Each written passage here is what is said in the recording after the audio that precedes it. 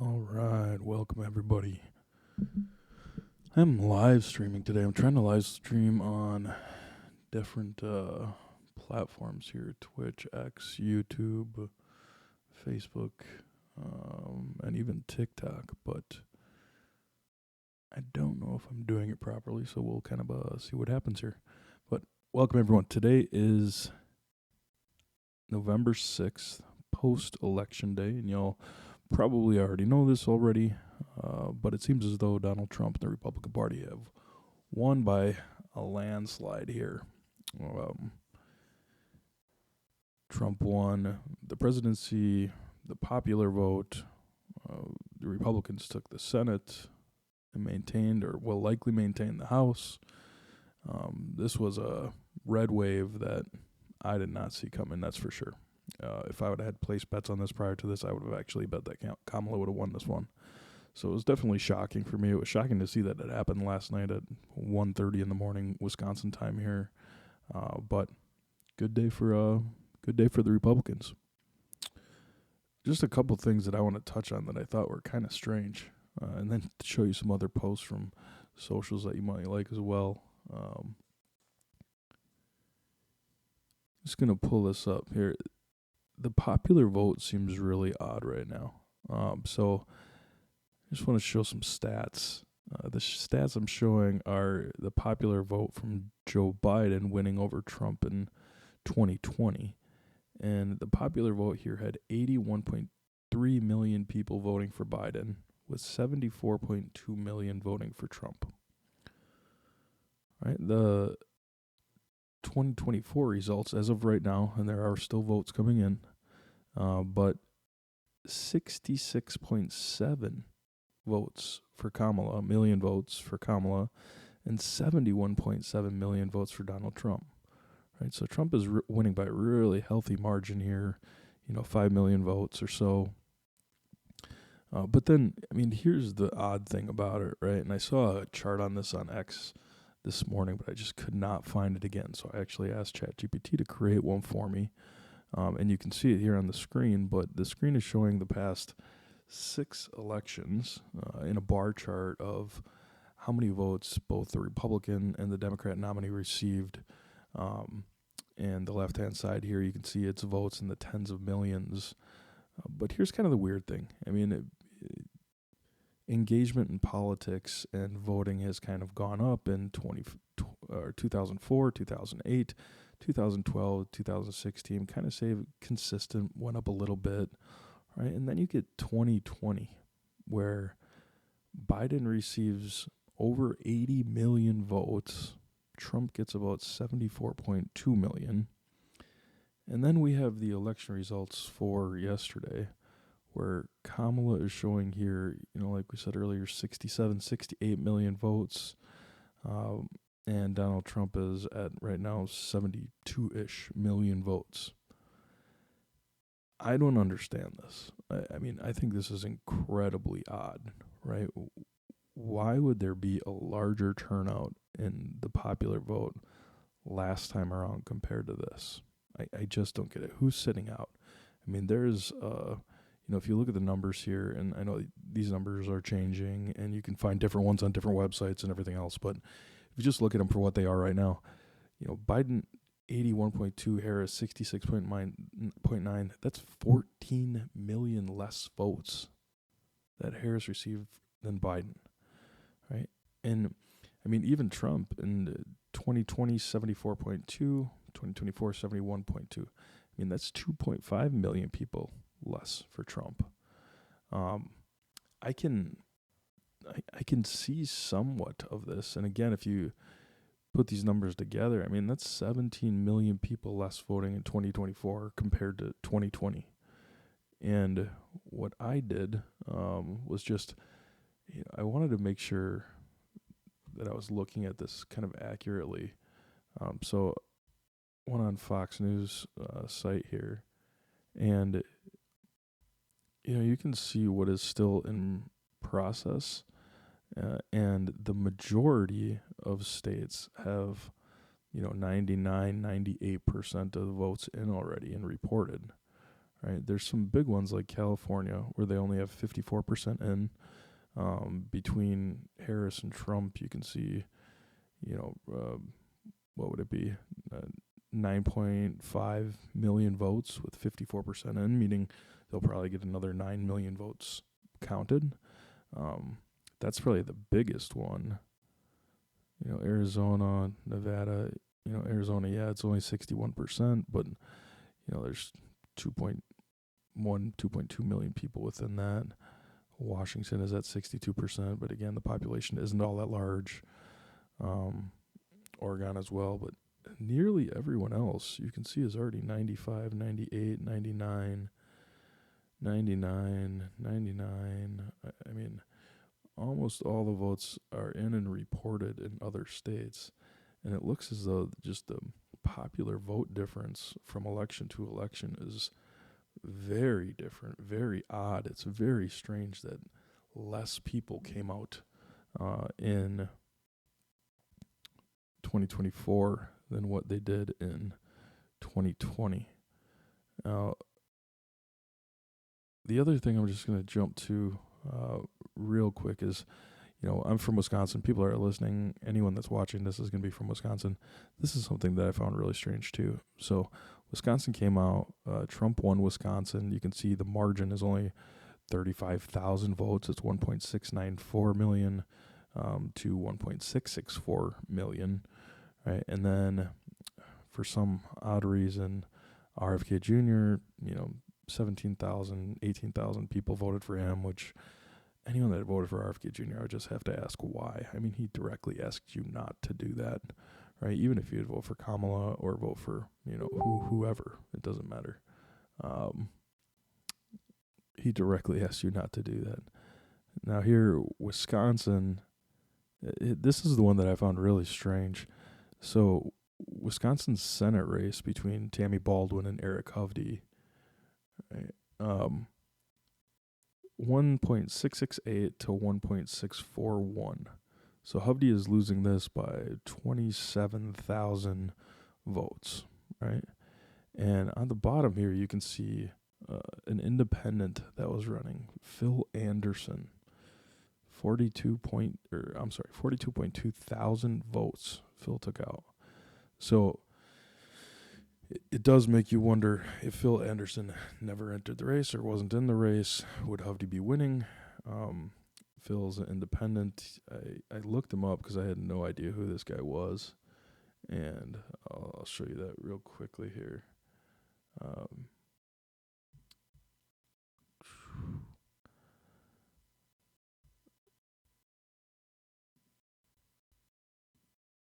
So Phil ran under the party Disrupt the Corruption Party. And when I went to the polls yesterday, I saw Phil's name on there. I saw in parentheses right next to it, Disrupt the Corruption Party.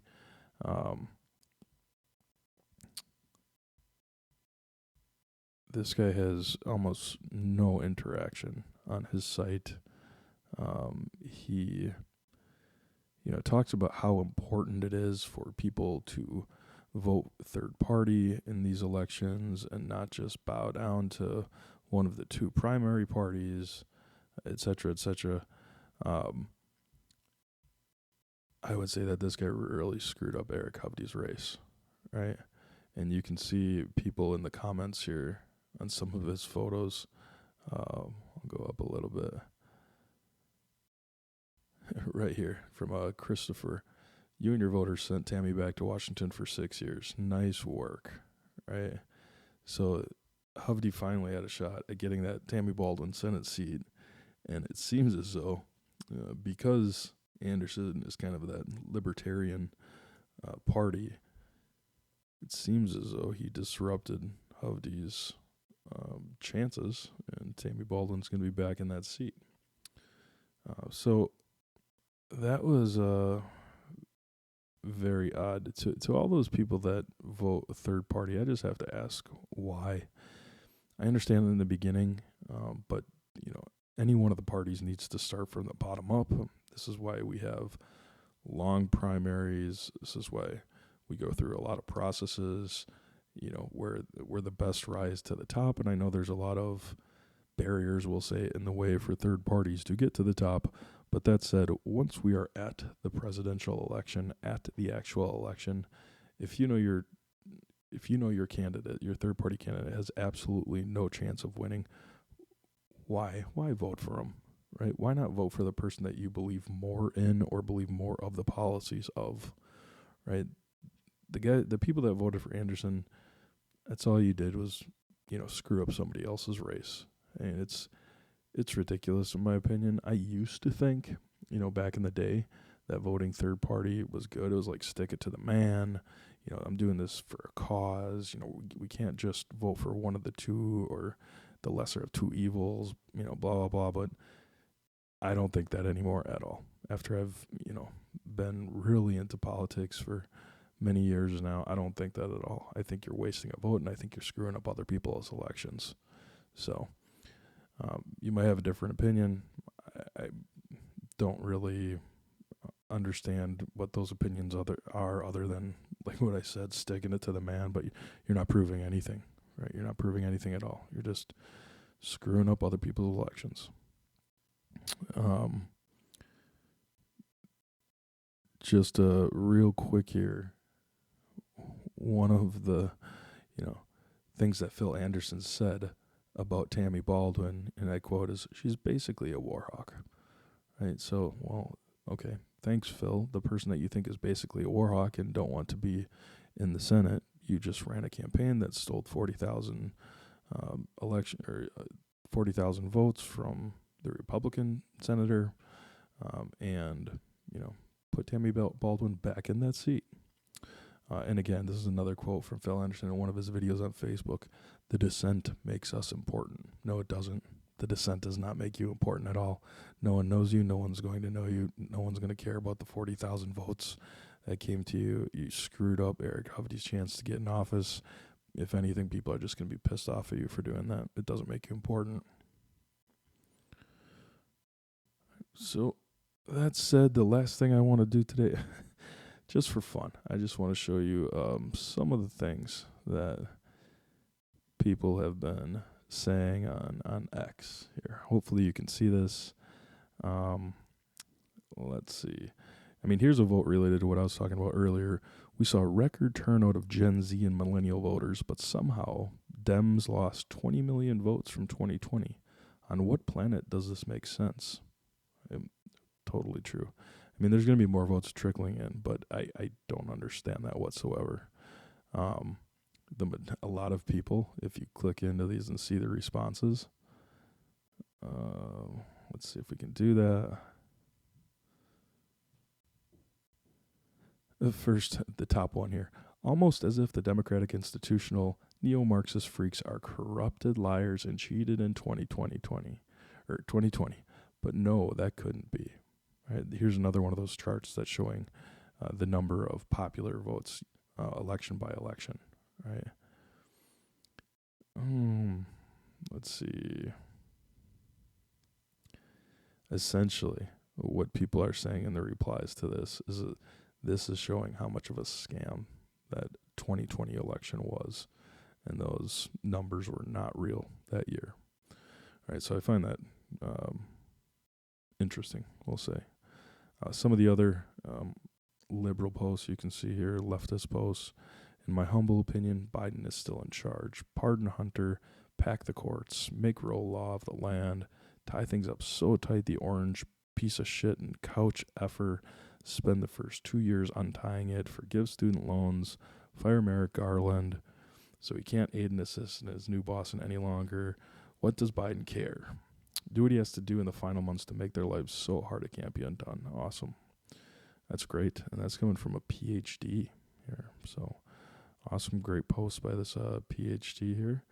Another good one. The media this morning saying Dems need to have a reckoning. No, we don't. We can't be blamed because we expected Americans to be who they always claim they are. Democrats don't have a messaging problem. America has a racism problem. I see this all over on TikTok today. Here's another one. Kamala Harris was the perfect candidate, and she ran a beautiful campaign of joy, empathy, and unity. She just happened to run in a nation that is addicted to nihilism, cruelty, and division. So racism, nihilism, cruelty, division, sexism, we see it all over the place, right? Can anyone just come out and say that Kamala Harris was a bad candidate? She was the least popular vice president ever. She I don't think she ever had any bills passed through when she was, or was ever a part of a bill that actually turned into legislation. Um, she was the tie breaking vote for many things in the Senate that were unpopular, and she was the AG and did some bad stuff there in California, and she was just a bad candidate overall. 2019, when she was trying to run for the presidential primary, and she was out in the first round. Nobody likes her. Nobody liked the cackling. And that's not a woman thing. That's not a black thing.